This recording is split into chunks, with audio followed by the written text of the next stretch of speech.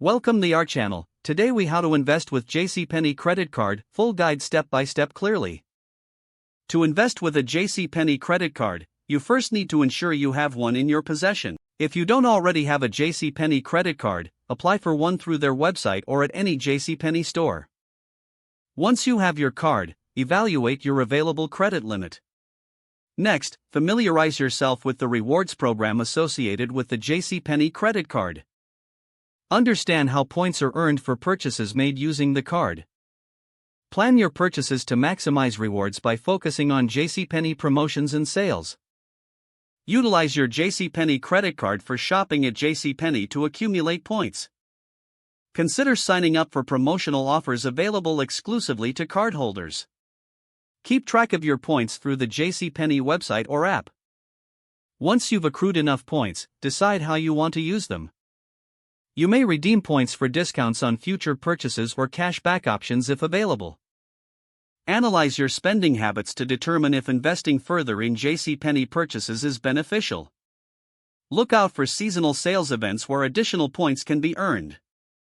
Regularly pay off your balance to avoid interest charges that can diminish your rewards. Keep an eye on your credit score as it can help with future investment opportunities. Consider using the points you earn to reinvest in your wardrobe or home, effectively cycling your investments. Stay updated on JCPenney's terms and conditions to make the most of your credit card's benefits. Evaluate how rewarding your experience has been and adjust your spending strategies if necessary. If the page does not load, refresh the browser or try again in a private or incognito window. Make sure you are using the correct email address, then retype it carefully to avoid small typos. If your password is not accepted, use the reset option and create a new strong password you can remember. Check your spam folder for verification or security emails, then complete any requested confirmation steps. Enable two-factor authentication if available to improve account security and reduce unauthorized access risk.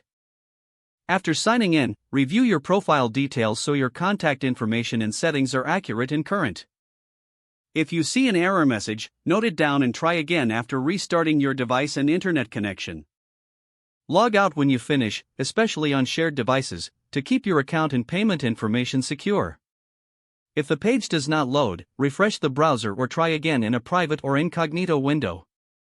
Make sure you are using the correct email address, then retype it carefully to avoid small typos.